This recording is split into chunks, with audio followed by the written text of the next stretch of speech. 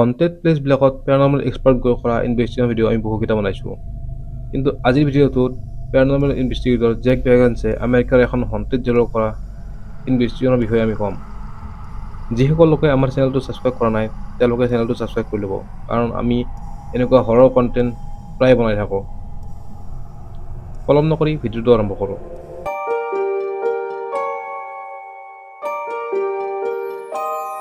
ফিলাডেলফিয়াৰ eastern state prison নামৰ জেলখন সাধাৰণ gel নাছিল।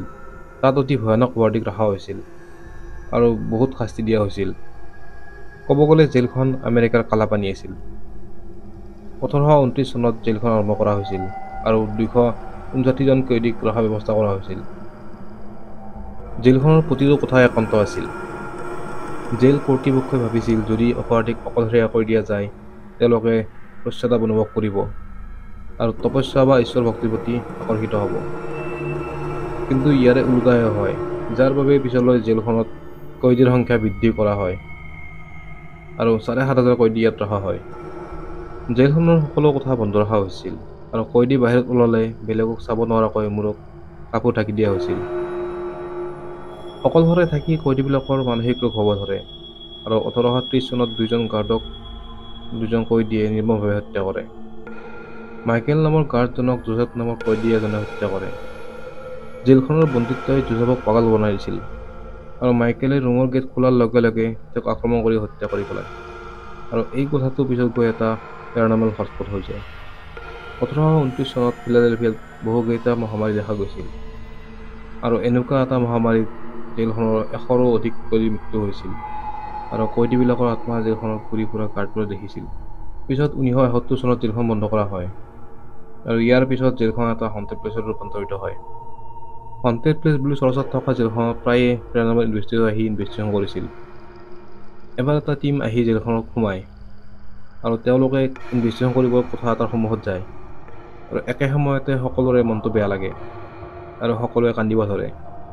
তেওঁলোকে বুজি পাইছিল যে জেলখনত থকা আত্মাই তেওঁলোকৰ মনত দুখ সোমাই দি আছে, যাৰ বাবে তেওঁলোকে কান্দিব ধৰিছে। 2009 চনত যেতিয়া জেক ভেগেন্সে জেলখনলৈ আহে, তেওঁৰ লগত টিমমেট নিক আৰু এৰনো আছিল। প্ৰথমতে তেওঁলোকে চেল ব্লক 12ত ইনভেষ্টিগেশ্যন কৰাৰ সিদ্ধান্ত লয়, কাৰণ এই ঠাইখিনিৰ সন্মুখত এডাল ৰেলিং আছিল য'ত কয়দীয়ে বহুবাৰ গাৰ্ডক তলত পেলাই মাৰিছিল।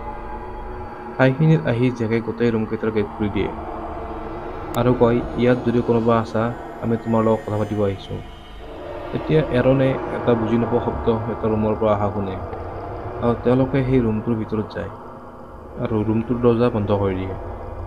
অলপ সময় থকাৰ পিছত ৰুমটোৰ বতাহ ঠাণ্ডা হ'ব ধৰে আৰু জেকে EMF ভিতৰত চাই দেখে মিটাৰটো জোৰকৈ বাজি আছে।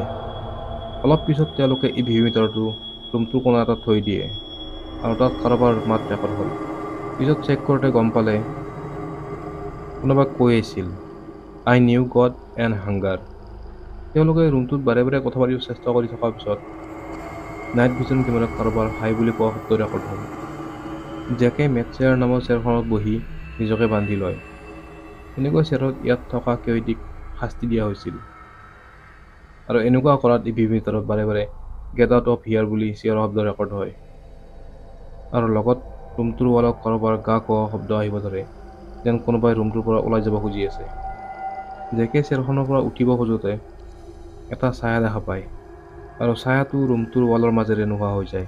ইয়াৰ পিছত জেকে আন এটা কোঠালৈ যায় য'ত গেংষ্টাৰ এল কাপোন থাকিছিল। এল কাপোন জেলখনত 8 মাহৰ বাবে আহিছিল আৰু তেওঁ থকাৰ বাবে ভাল সুবিধা কৰি দিয়া হৈছিল। কিন্তু জেমছ ক্লাৰ্ক নামৰ মানুহ এজনৰ আত্মাই তেওঁক বাৰে বাৰে ভয় দেখুৱায় বুলি তেওঁ কৈছিল আৰু এই জেমছ ক্লাৰ্কৰ মৃত্যু এল কাপোনৰ গেঙৰ সদস্যৰ হাতেৰে হৈছিল। এল কাপোন থকা ৰুমটোত জেক বহু সময় আছিল আৰু তেওঁ ৰুমটোত বাৰে বাৰে এটা চিঞৰ শুনি আছিল। ইনভেষ্টিগেশ্যনৰ শেষত যেতিয়া টিমে কেমেৰা ফুটেজ চেক কৰে, তেওঁলোকে জেলখনৰ মাজত এটা কোঠাৰ পৰা পোহৰ এটা আহি থকা দেখা পায় আৰু বহু বছৰ আগত বন্ধ কৰি দিয়া জেলখনত এতিয়া ইলেক্ট্ৰিচিটিৰ কোনো সুবিধা নাছিল আৰু তেওঁলোকে বুজি পায় যে এইটো কোনোবা আত্মাৰ খেল। জেকে কয় এই জেলখনৰ প্ৰতিটো কোঠাতে বহুত নিগেটিভ অনুভৱ হয় আৰু তেওঁ কয় এইবিলাক আত্মাবিলাকৰ দুখ আৰু আত্মাবোৰে নিজৰ দুখ জেলখনত যোৱা মানুহকো অনুভৱ কৰায়। আৰু ইনভেষ্টিগেশ্যন শেষ কৰি জেক ভেগেন্সে মানি লয় সঁচাই এই ঠাইখন আমেৰিকাৰ one of the most haunted place. জেইলখন পৃথিৱীৰ ভিতৰত আটাইতকৈ হণ্টেড প্লেচৰ মাজত এটা বুলি কোৱা হয়, আৰু ইয়াত বহুত প্ৰতাৰিত আত্মা আছে যিয়ে মানুহক নিজৰ দুখ অনুভৱ কৰায়। জেইলখনত কয়দীৰ মৃত্যু অকল মহামাৰীৰ বাবে হোৱা নাছিল। বহুতে ইয়াত পোৱা শাস্তিত মৃত্যু সাৱটি লৈছিল আৰু বহুতে আত্মহত্যাও কৰিছিল। ঠাণ্ডা দিনত বৰফৰ পানীত নামিব দিয়া, বা মেট চেয়াৰত বান্ধি শাস্তি দিয়া, বা জিভাত গজল সোমাই দিয়া শাস্তিও বহুত অসহনীয় আছিল। কয়দীবোৰক মানুহক দেখা নোপোৱাকৈ অকলে থৈ দিয়া আৰু এটা সৰু ফুটাৰে বাহিৰৰ পোহৰ দেখা পাব থৈ দিয়া বাবে বেছিভাগ কয়দী পাগল হৈ গৈছিল। আৰু জেইলখনৰ ডেথ লেজাৰত আত্মহত্যা, ৰোগ বা লঘোণত মৃত্যু হোৱা কয়দীৰ সংখ্যা বহুত বেছি। এনেকুৱা আৰু ভিডিঅ' চাবলৈ আমাৰ চেনেলটো ছাবস্ক্ৰাইব কৰি ল'ব। আজি ভিডিঅ'টো ইমানতে সমাপ্ত কৰিছোঁ। যদি ভিডিঅ'টো ভাল লাগিছে লাইক কৰিব, শ্বেয়াৰ কৰিব আৰু আমাক কমেণ্ট কৰি জনাব।